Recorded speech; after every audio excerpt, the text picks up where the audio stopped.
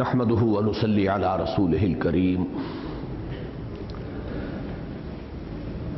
سورہ مزمل کا پہلا رکوع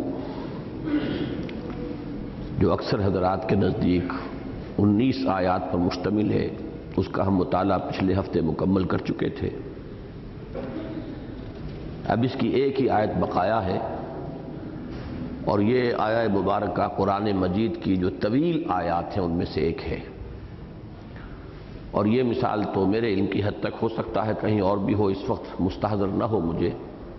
لیکن غالباً منفرد مثال ہے کہ ایک ہی آیت پر ایک مکمل رکوع مشتمل ہو۔ تو آئیے کہ پہلے ہم اس آیہ مبارکہ کی تلاوت کر لیں۔ اعوذ باللہ من الشیطان الرجیم، بسم اللہ الرحمن الرحیم۔ ان ربک یعلم انک تقوم ادنی من ثلثی اللیل ونصفہ وثلثہ وطائفۃ من الذین معک واللہ یقدر اللیل والنہار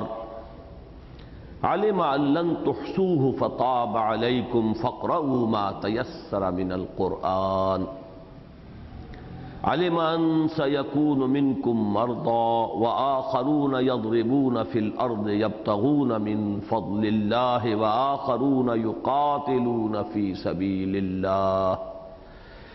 فاقرؤوا ما تیسر منہ واقیموا الصلاة وآتوا الزکاة واقرضوا اللہ قرضا حسنا وما تقدموا لأنفسكم من خير تجدوه عند الله هو خيرا وأعظم أجرا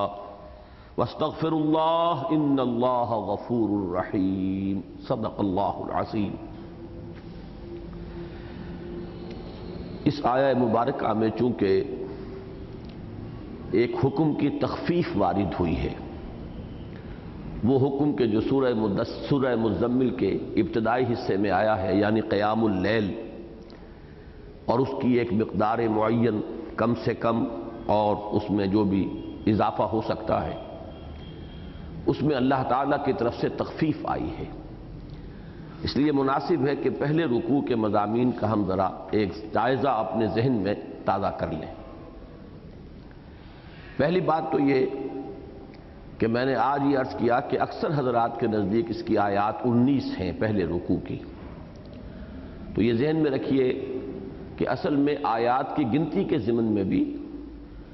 بالکل اتفاق نہیں ہے، تھوڑا تھوڑا فرق ہے۔ جیسے کہ سورہ فاتحہ کے بارے میں بھی ہے کہ بعض قراء کے نزدیک صراط الذین انعمت علیہم غیر المغضوب علیہم ولا الضالین یہ ایک ہی آیت ہے،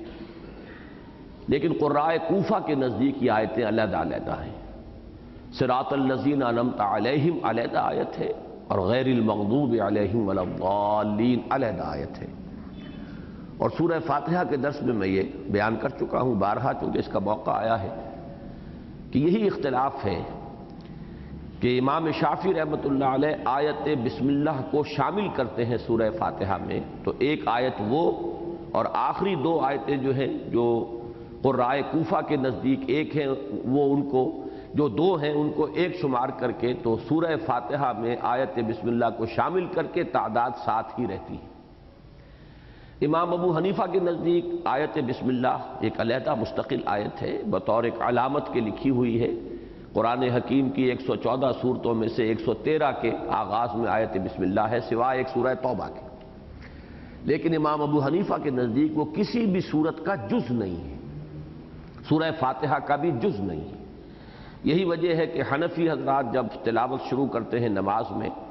تو وہ بسم اللہ کو جہراً نہیں پڑھتے، بلکہ یہ کہ الحمدللہ رب العالمین الرحمن الرحیم یہیں سے بات شروع ہوتی ہے۔ لیکن یہ کہ اہل حدیث حضرات اور شوافع جو ہیں وہ آیت بسم اللہ کو بھی جہراً پڑھتے ہیں، بسم اللہ الرحمن الرحیم الحمدللہ رب العالمین الرحمن الرحیم۔ معلوم یہ ہوا کہ یہ بڑا مائنر سا اختلاف ہے، لیکن یہ کہ اتحاد ہو جاتا ہے اوپر جا کر کہ دونوں کے نزدیک سورہ فاتحہ کی آیات 7 ہیں۔ آیت بسم اللہ کو شامل کیا تو وہ آخری دو آیتوں کو ایک شمار کیا، اور آیت بسم اللہ کو شامل نہیں کیا تو ان دو آیتوں کو علیحدہ علیحدہ شمار کر لیا۔ اب اس سے اندازہ کیجئے کہ اسی میں ایک اختلاف یہ بھی ہے کہ آیا 113 مرتبہ جو یہ آیت بسم اللہ قرآن مجید میں لکھی ہوئی ہے ہر سورت سے پہلے، قرآن مجید کی کل آیات کے شمار میں ان سب کو بھی گنا جائے گا کہ نہیں گنا جائے گا؟ اس اختلاف کی بنا پر 113 کا اختلاف تو یوں سمجھیے کہ صرف اسی ایک بات سے ہو جائے گا، جو ہر مرتبہ آیت بسم اللہ کو شمار کریں گے ان کی جو تعداد ہے وہ 113 بڑھ جائے گی، جو نہیں کرتے ہیں وہ 113 گھٹ جائے گی۔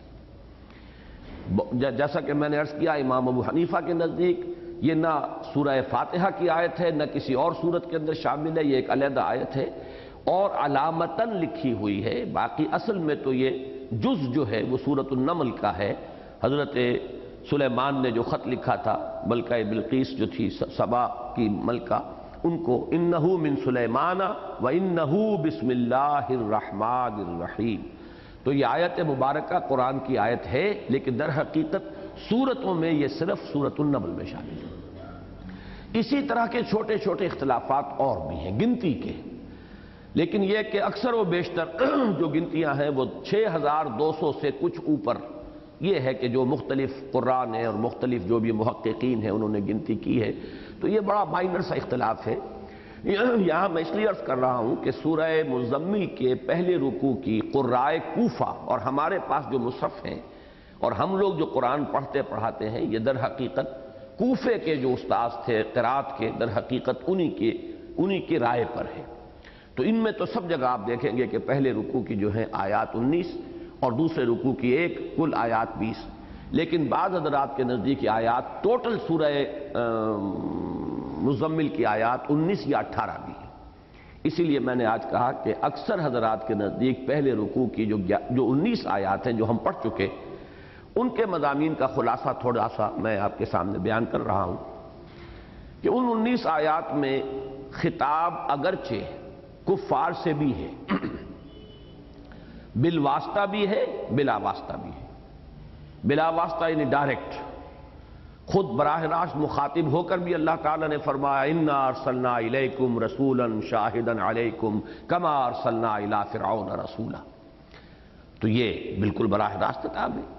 اس سے پہلے جو ہے ذرنی والمکذبین اولی النعمت ومہلہم قلیلا ان لدینا انکالا وجحیما وطعاما ذا غصۃ وعذابا علیما۔ اب یہ جو خطاب ہے بظاہر حضور سے ہے صلی اللہ علیہ وسلم، لیکن اس میں بھی انذار اور دھمکی جو ہے وہ ان کفار و مشرکین کے لیے ہے جو حضور کی مخالفت کر رہے تھے۔ لیکن یہ کہ یہ جو خطاب ہے خواہ کفار سے وہ بالواسطہ ہے یا بلا واسطہ ہے، یہ تھوڑا حصہ ہے اس سورہ مبارکہ کا۔ اکثر میں نبی اکرم صلی اللہ علیہ وسلم سے براہ راست خطاب ہے اور واحد کے صیغے سے خطاب ہے۔ اس میں جو احکام آئے ہیں ذرا ان کو گن لیجئے۔ آج مجھے یاد آ رہے ہیں پروفیسر یوسف سلیم چشتی مرحوم، کل جمعے میں بھی ان کا تذکرہ آیا اور میں نے ان کے لیے دعائے مغفرت وہاں کی تھی۔ آج پھر مجھے وہ یاد آئے کہ وہ ایک ہندو فلسفے میں اور ان کے ہاں جو تصوف ہے اس میں ایک اشٹنگ مارگ کہلاتا ہے، یعنی 8 نکات پر مشتمل ایک پیوریفیکیشن آف دی سول، یا جسے ہم کہیں گے تقرب اللہ۔ مارگ کہتے ہیں راستے کو، شاہراہ کو، شارع کو۔ آج کل اگر آپ کہیں ہندوستان میں جائیں گے تو ہر جگہ مارگ لکھا ملے گا، گاندھی مارگ یعنی گاندھی روڈ، جیسے آپ کے ہاں شارع قائد اعظم ہے تو مارگ کہتے ہیں راستے کو۔ سلوک کے ان کے ہاں بھی 8 اصول ہیں، اور فرمایا کرتے تھے چشتی صاحب کہ سورہ مزمل میں بھی وہ 8 ہی احکام ہیں جو آئے ہیں۔ اگرچہ اس وقت جو میں بیان کر رہا ہوں 8 کا ہنسا تو چونکہ میرے گنتی میں بھی وہی آیا،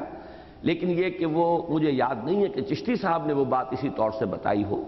لیکن یہ کہ اشٹنگ مارگ، اشٹنگ جو ہے یہ 8 کے لیے ہے سنسکرت میں، چونکہ ایرین لینگویجز بہت قریب ہیں۔ ہشت جو ہے یہ فارسی میں 8 کے لیے، تو یہی اشٹنگ وہ جو ہے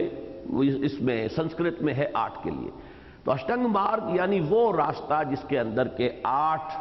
مراحل ہیں یا جس کے لیے 8 احکام ہیں، تو اس کے حوالے سے وہ کہا کرتے تھے کہ قرآن مجید میں بھی وہ ایک سلوک کے لیے جو 8 چیزیں لازمی ہیں وہ سورہ مزمل میں آئی ہیں۔ اب یہ تو ایک تذکرہ ہے، اللہ تعالیٰ ان کی مغفرت فرمائے، اللہم اغفر لہ وارحمہ وادخلہ فی رحمتک وحاسبہ حسابا یسیرا۔ اس وقت میں یہ عرض کر رہا تھا کہ 8 احکام ہیں کہ جو اس سورہ مبارکہ میں حضور صلی اللہ علیہ وسلم سے براہ راست خطاب کر کے اللہ تعالیٰ نے دیے۔ میری تقسیم یہ ہے کہ ان میں سے 4 کا تعلق جو ہے وہ باطنی کیفیات سے ہے اور 4 کا ظاہری کیفیات سے۔ یہ تقسیم کلیتاً میری ہے، اس طرح کی کسی تقسیم کی طرف چشتی صاحب نے کوئی حوالہ نہیں دیا تھا، لیکن میں نے غور کیا تو مجھے معلوم ہوا کہ ایک بڑا توازن ہے اس میں، کہ ایک وہ احکام ہے کہ جن پر عمل نظر آ جائے گا اگر کوئی کر رہا ہے، وہ خارجی ایک شے ہے، اور ایک وہ کیفیات باطنی ہیں کہ جن کو ایک انسان خود ہی اپنے اگر گریبان میں جھانکے اور اپنے باطن کے اندر وہ غوطہ لگائے تو اسے محسوس ہوگا کہ وہ کیفیت ہے یا نہیں۔ جو ظاہری احکام ہیں ان میں سب سے پہلے ہے قیام اللیل، اور اس قیام اللیل کے لیے جو مقدار آئی کہ تھوڑے سے حصے کے سوا اکثر و بیشتر حصہ، مزید وضاحت یہ آئی کہ نصف کو تو سمجھو کہ یہ گویا کہ ایک یعنی جنرل جو اصول ہے، عام اصول تو رہے گا نصفہ، لیکن یہ کہ اس میں کبھی کچھ زیادہ کبھی کچھ کم، نصفہ او انقص منہ قلیلا او زد علیہ ورتل القرآن ترتیلا، نصف شب کا جو ہے وہ اہتمام کرو، کبھی اس میں سے کچھ کم کر لو، کبھی اس میں کچھ زیادہ بھی ہو جائے، اور اسی سے پھر جو آج ہم پڑھنے لگے ہیں آیہ مبارکہ، اس کے اندر جو الفاظ آئے ہیں کہ 2/3 یا نصف یا 1/3، یہ گویا کہ اس کی تعبیر ہے۔ تو پہلا حکم ہے قیام اللیل، رات کو کھڑے رہنا۔ دوسرا حکم ہے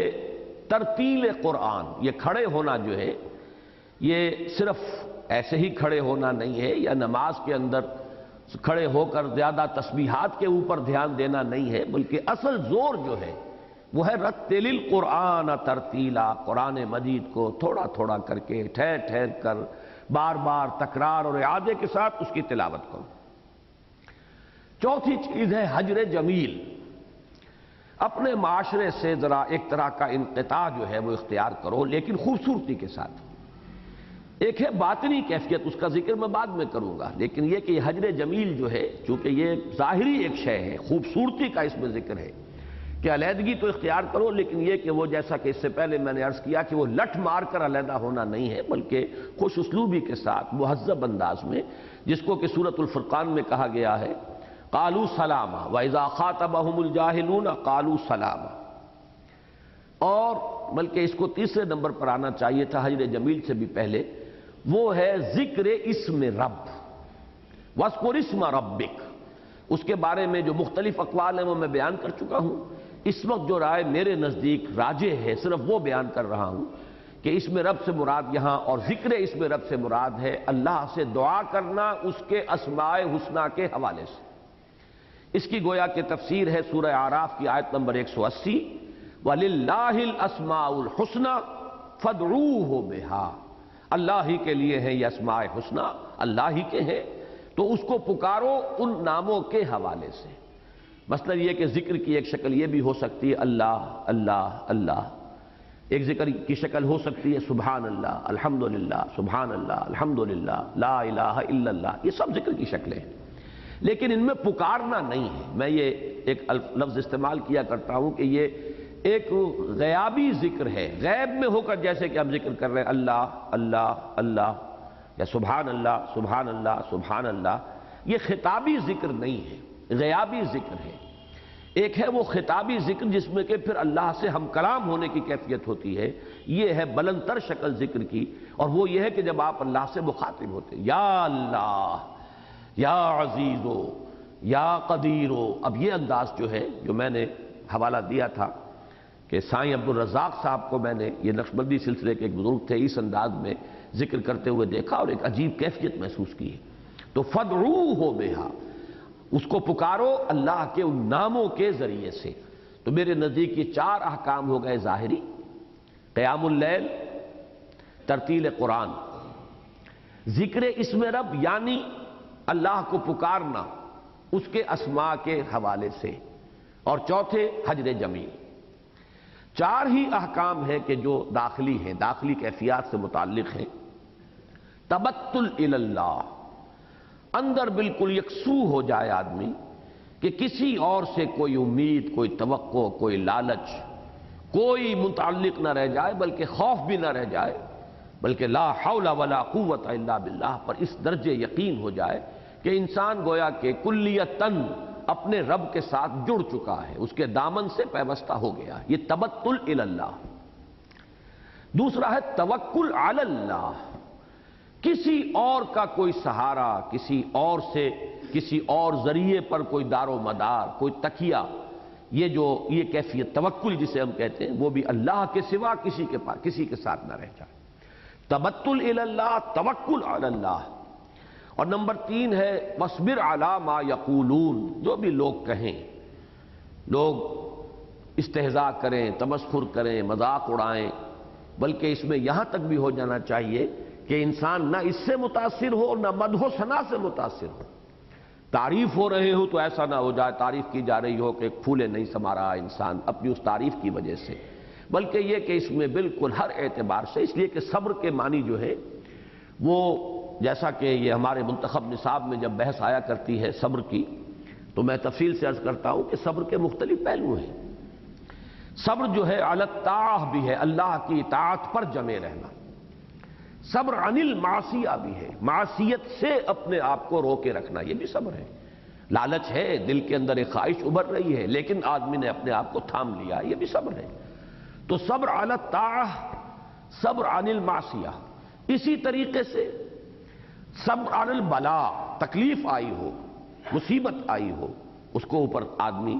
دعوت کے ضمن میں، اقامت دین کی جد و جہد میں تکلیفیں آ رہی ہیں، مشکلات و مصائب ہیں، ان کو برداشت کرنا، جھیلنا۔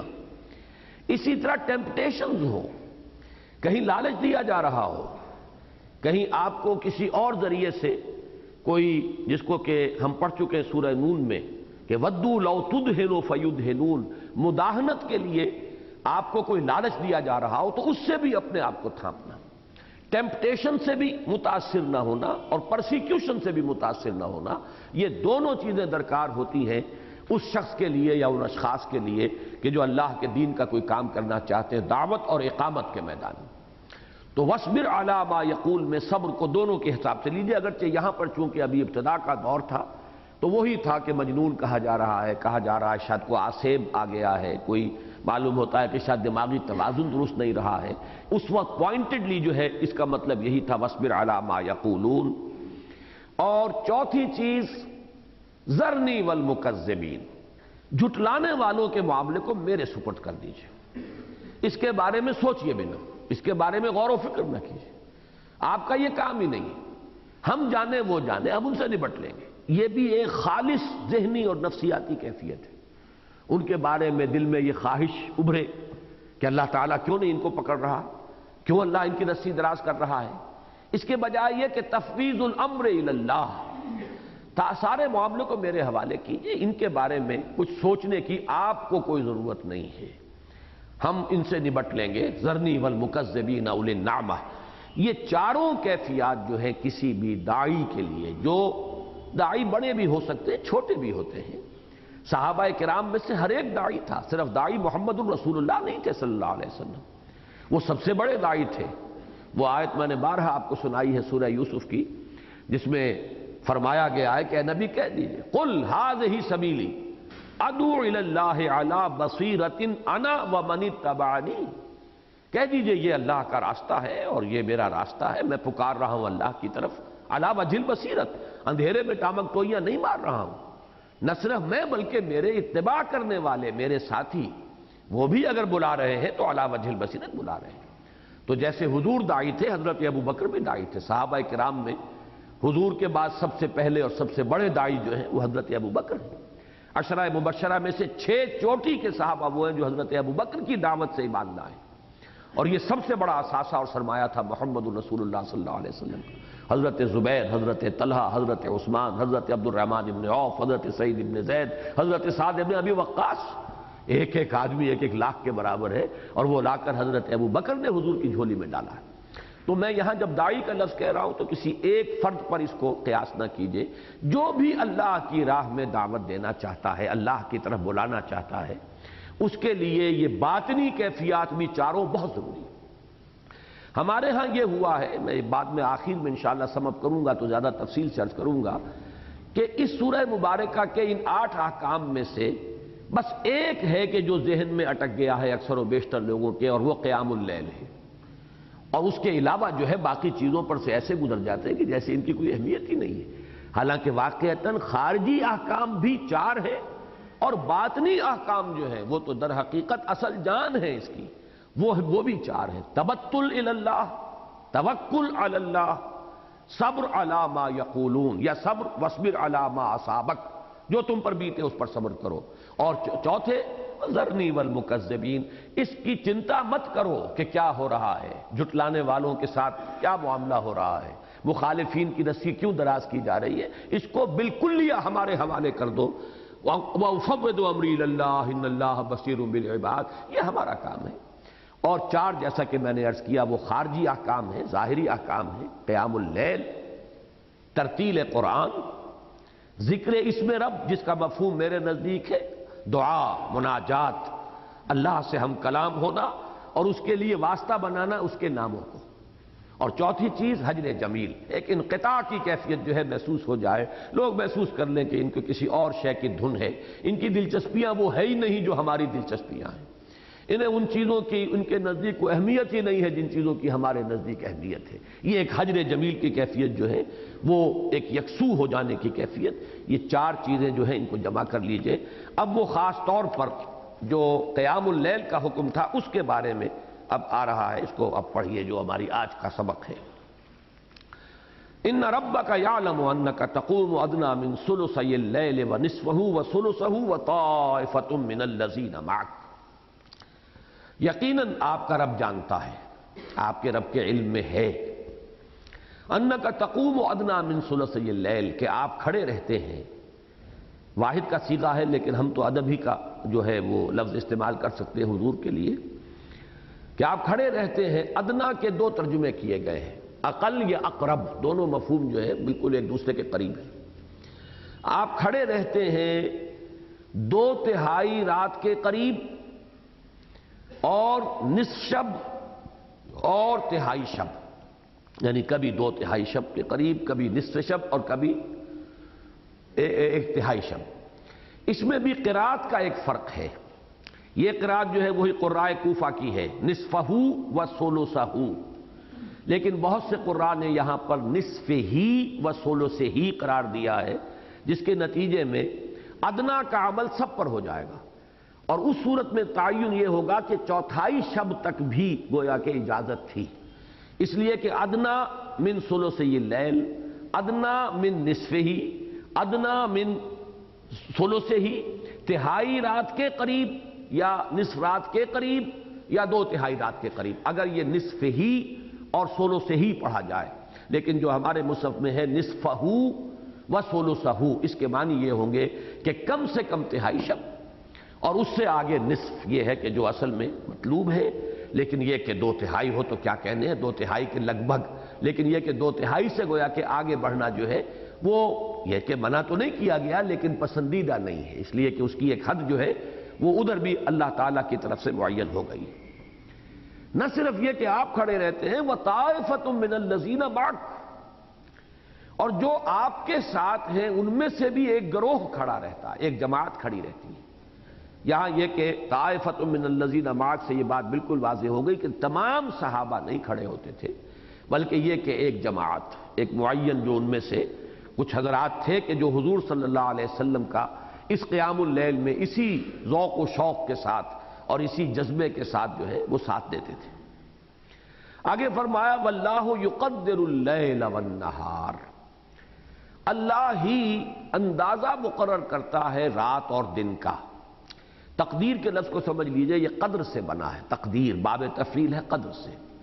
قدر کے معنی ویلیو، کسی چیز کی قدر و قیمت جو ہم کہتے ہیں اردو میں، قدر و قیمت، ایک تعین اس کا ہو جانا۔ تقدیر کے معنی ہے اصل میں کسی شے کی ایک معین مقدار متعین کر دی جائے، لیکن یہ تقدیر جو ہے یہ صرف یوں سمجھیے کہ کمیت میں نہیں ہوتی، کیفیت میں بھی ہوتی ہے۔ اللہ تعالیٰ ہی رات اور دن کا اندازہ مقرر کرتا ہے، یعنی اللہ تعالیٰ نے رات اور دن کے اندازے مقرر کر دیے ہیں۔ اب یہ بھی ایک تو خارجی اندازہ ہے کہ رات اور دن کی مقدار، کبھی رات بڑھ رہی ہے دن گھٹ رہا ہے، کبھی دن بڑھ رہا ہے رات گھٹ رہی ہے، یہ ایک خارجی مقدار ہے، تقدیر ہے، ذالک تقدیر العزیز العلیم۔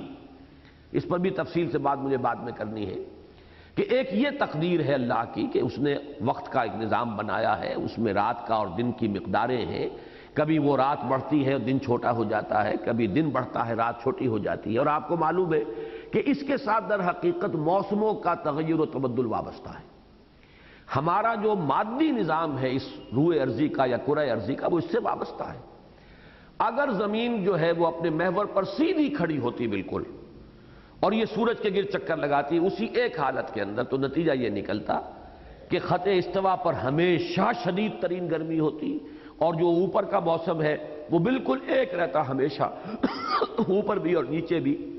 ساؤدرن ہیمسفیئر میں بھی اور ناردرن ہیمسفیئر میں بھی، جو مقام جس جگہ کا ہے پورے سال اس کی جو ہے اس کے موسم کی کیفیت وہی رہتی۔ یہ جو 66 کے درجے سے اللہ نے اس کو جھکا دیا ہے، اب جب یہ زمین، یہ فضا کی رقاصہ، بڑا پیارا کبھی شعر کہا تھا احمد ندیم قاسمی صاحب نے، ندا میں آج کل ان کا انٹرویو چھپا ہے تو مجھے وہ اشعار بھی کچھ یاد آئے ان کے جو بڑے پسند آئے تھے کہ یہ زمین، یہ فضا کی رقاصہ آدم نو کے انتظار میں ہے، وہ آدم نو درکار ہے اور اس کے انتظار میں ہے یہ زمین کی رقاصہ، کہ وہ کبھی جس کو کہ علامہ اقبال نے مرد مومن کہا، قرآن کا مرد مومن، وہ کبھی دوسرے فلسفیوں نے بھی کہا، علامہ اقبال نے تو یہاں تک بھی کہا ہے کہ لابت خاک ساختن ہی نہ سزد خدائے را، نقش دیگر تراز دے آدم پختہ تر بیار۔ یہ ایک شاعرانہ انداز ہے کہ ذرا زیادہ پختہ آدم پیدا کر اے اللہ، یہ تو بہت کچا سا بنا دیا تو نے، مٹی کے پتلے بنا دیے، ان میں تو دم خم نہیں ہے۔ یہ اصل میں فریاد ہے ابلیس کی، بہت پیاری نظم ہے یہ، کہ ایک آئیڈیا ہے کہ ابلیس فریاد کر رہا ہے شیطان کہ اللہ یہ تو نے کیا بنایا، میرا جوڑ کا بھی تو کوئی ہوتا جو مجھ سے مقابلہ کرتا۔ ابن آدم چیست یک مشت خسست، یہ آدم ہے کیا؟ ابن آدم یہ تو ایک جیسے مٹھی بھر گھاس ہوتی ہے سوکھی ہوئی، اور مشت خسرا یک شرار ازمن بسست، میری تو ایک چنگاری اس کو بھسم کر دیتی۔ اور اس کے بعد بہت خوبصورت نظم ہے، جیسا کہ میں نے عرض کیا، اندری عالم اگر جز خسن بود ای قدر آتش مرا دادن چے سود، اگر اس جہان میں سوائے سوکھی گھاس کے کوئی اور شے ہے ہی نہیں جو میری ایک چنگاری سے بھسم ہو جاتی ہے، تو میرے اندر اتنی آگ کس لیے رکھی ہے، کیا مقصد ہے اس آگ کا؟ اور ختم ہوتی ہے یہ نظم، اے خدا یک مرد زندہ حق پرست، لذت شاید کے یابم در شکست، اے اللہ کوئی ایک تو ایسا مرد حق پرست ان انسانوں میں پیدا کر کہ جو مجھے شکست دے، مجھے بھی پچھاڑے، مجھے بھی تو کبھی لذت جو ہے پچھڑنے کی اور شکست کھانے کی لذت کا بھی تو تجربہ ہو۔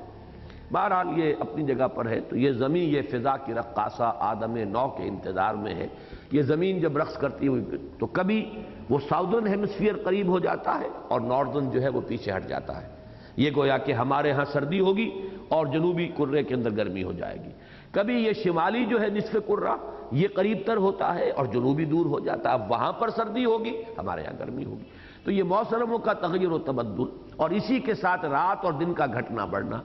یہ تقدیر خارجی ہے اللہ کی، اس سے بھی بہت سی مصلحتیں وابستہ ہیں۔ یہاں کا سارا نظام، فصلوں کا پکنا اور ان تمام چیزوں کا جو ہے ہواؤں کا چلنا، بارشوں کا برسنا، یہ سب چیزیں جو ہے وابستہ ہیں۔ لیکن تقدیر ایک باطنی بھی ہے، تفصیل سے گفتگو بعد میں کروں گا کہ رات کی اپنی مصلحت ہے اور اصلاً وہ اسی کے لیے بنائی گئی ہے، دن کی اپنی مصلحت ہے اور اصلاً وہ اسی کے لیے بنایا گیا ہے۔ تو عالم علم تحصوہ واللہ یقدر اللیل والنہار، اللہ نے رات اور دن کے اندازے مقرر ٹھہرائے ہیں، کیے ہیں، وہی تقدیر جو ہے معین کرنے والا ہے رات اور دن کی، تقدیر خارجی بھی، تقدیر باطنی بھی۔ علم علم تحصوہ، اللہ کے علم میں ہے کہ تم اس کو نبھا نہیں سکو گے۔ ترجمے اس کے بھی دو کیے گئے ہیں، لن تطیقوہ، تم اس کی طاقت نہیں رکھتے کہ اس کو پورا کر سکو۔ یہ نصاب اتنا سخت کہ 2/3 یا آدھی شب یا 1/3 یا بہت ہی کم کیجئے 1/4 شب کھڑے رہنا، علم علم تحصوہ، اللہ کے علم میں ہے کہ تم اس کی پابندی نہیں کر سکو گے۔ احصاء کے معنی گنتی کرنے کے بھی ہیں، تو بعض حضرات کی رائے یہ ہوئی ہے کہ اس کا مطلب یہ ہے کہ تم اس کا حساب نہیں رکھ سکو گے۔ صحابہ کرام میں سے بعض کے بارے میں آتا ہے کہ وہ جب اس حکم پر عمل کرنے کا فیصلہ کر لیتے تھے، قُمِ اللَّيْلَ إِلَّا قَلِيلًا نِصْفَهُ أَوِ انقُصْ مِنْهُ قَلِيلًا أَوْ زِدْ عَلَيْهِ وَرَتِّلِ الْقُرْآنَ تَرْتِيلًا، تو اولاً تو وہ سوتے ہی نہیں تھے، کیا پتہ سو گئے اور آنکھ دیر میں کھلے نہ کھلے، تو اس حکم پر عمل ہونے سے رہ جائے گا۔ نمبر دو یہ کہ وہ چونکہ ان کے پاس گھڑیاں نہیں تھی، کلاکس نہیں تھے، اندازہ مقرر کرنا اس کا جو ہے رات واقعتاً 2/3 ختم ہو گئی کہ نہیں 1/3 ہو گئی، آدھی ہو گئی، یہ بھی ان کے لیے محال تھا۔ جیسے کہ نماز کا جو نظام ہے فرض نمازوں کا، اس کا نظام تو چونکہ سورج کے ساتھ ہے، سورج کا طلوع ہے، سورج کا غروب ہے، سورج کا نصف النہار ہے، اس کا تھوڑا سا لدلوک الشمس الی غسق اللیل۔ اب یہ تو تمام خارجی چیزیں ہیں کہ جن کا کہ ہر انسان کو مشاہدہ ہوتا ہے۔ اگرچہ ہمارے ہاں بہرحال جو ایک اختلاف ہے ظہر عصر کے بارے میں وہ اپنی جگہ پر ہے، لیکن یہ ہے کہ بہرحال یہ 1 مثل 2 مثل والا معاملہ یہ سب بہت ہی آسان ہے، لیکن رات کا اندازہ کرنا یہ تو بہت مشکل کام ہے۔ تو ایک تو یہ رائے کی گئی ہے کہ یہ در حقیقت تحسوء کے معنی یہ ہے کہ تم اس کا صحیح حساب نہیں رکھ سکو گے، یہ اللہ کے علم میں ہے۔ لیکن میرے نزدیک دوسری رائے زیادہ قوی ہے، لن تطیقوہ، تو کہ تم اس کی طاقت نہیں رکھتے ہو، یہ تمہارے حد امکان میں نہیں ہے۔ کیوں نہیں ہے؟ میں اس کے لیے اب ذرا آیات آج نوٹ کر کے لایا ہوں کہ یہ تقدیر باطنی جو ہے رات اور دن کی، اس کو سمجھیے۔ تقدیر خارجی تو مقادیر ہے، رات کی تعداد، اس کی ساعتیں، دن کی ساعتیں، اس کی مقدار، اور تقدیر باطنی اس کی حکمت کیا ہے۔ یہ میں 8 آیتیں میں نے نوٹ کی ہیں کہ جن میں قرآن مجید بہت ہی تکرار کے ساتھ، اعادے کے ساتھ اور اہمیت کے ساتھ بیان کرتا ہے کہ رات اللہ تعالیٰ نے آرام کے لیے بنائی ہے، دن اللہ تعالیٰ نے محنت کے لیے، بھاگ دوڑ کے لیے، معاشی جد و جہد کے لیے بنائی، اور یہ اللہ تعالیٰ کی عظیم آیات میں سے ہے، یہ اللہ تعالیٰ کی بڑی نشانیوں میں سے ہے، یہ اللہ کا بہت بڑا فضل ہے، یہ اللہ کا بہت بڑا کرم ہے۔ مثلا دیکھیے سورہ انعام کی آیت نمبر 96 میں فرمایا فالق الاصباح وجعل اللیل سکنا والشمس والقمر حسبانا ذالک تقدیر العزیز العلیم۔ وہی ہے اللہ کہ جو صبح کا نمودار کرنے والا ہے، رات کی تاریکی کا پردہ چاک کر کے اس نے رات کو سکون کا ذریعہ بنایا ہے، رات سکون بخش ہے، اور سورج اور چاند کو اس نے حساب کا ذریعہ بنایا ہے، اور یہ اللہ تعالیٰ کی طرف سے اس کی تقدیر ہے، ذالک تقدیر العزیز العلیم۔ یہ آیہ مبارکہ سورہ یاسین میں بھی آئی ہے، ذالک تقدیر العزیز العلیم۔ یہ کوئی ایسا کچا نظام نہیں ہے، یہ کسی اناڑی کا بنایا ہوا نظام نہیں ہے، یہ تقدیر، یہ اندازے جو بنائے گئے ہیں بہت مبنی بر حکمت ہے، اور ایک ہستی نے بنایا ہے، وہ ایسی ہستی نے کہ جو العزیز ہے، زبردست ہے، اور علیم ہے۔